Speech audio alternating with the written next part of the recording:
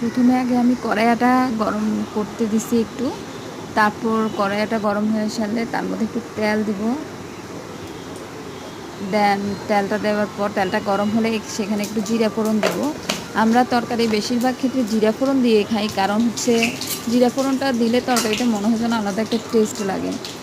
তারপর তেজপাতা দিলাম, এরপর কিছু কাটা পেঁয়াজ সেটা দিয়ে দিলাম।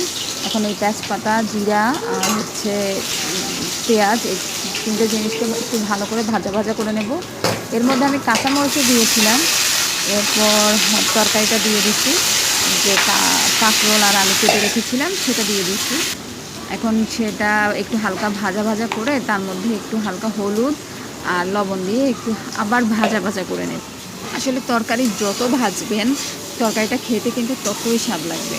এটা মানে আগেরকার দিনের আমাদের সনাতন ধর্মাবলীদের মানে মুরব্বীরা বলতো, জানি না কথাটা আসলে কতটা সত্য, তবে আমি তরকারি ভেজেই রান্না করি, দেখি খুব টেস্টি লাগে। এরপর মরিচ গুঁড়া দিলাম আর জিরা গুঁড়া দিলাম।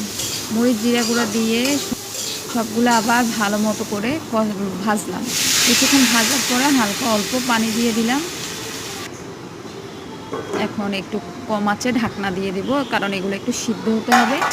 দেন আমি ঢাকনাটা খুলে দেখলাম সুন্দর বলক ফুটলো।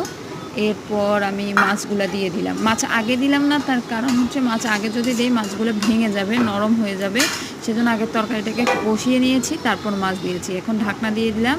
কিছুক্ষণ পর আবার উঠিয়ে একটু লাড়াচাড়া দিয়ে আবার একেবারে তরকারিতে পানি দিয়ে দিলাম। ওটা কষানোর জন্য প্রথম অবস্থায় পানি দিয়েছিলাম, এখন তরকারির ঝোলের জন্য একটু পানি দিয়ে দিলাম, রসার জন্য বিশেষ করে। তারপর এটাকে কিছুক্ষণ অপেক্ষা করব এটা হওয়ার জন্য। আমি আলুগুলাকে একটু ভেঙে দিলাম যাতে তরকারিটা ঘন হয়। প্রত্যেকটা জিনিস তরকারি যখন রান্না করবেন এভাবে তরকারিগুলো ভেঙে দেবেন, দিব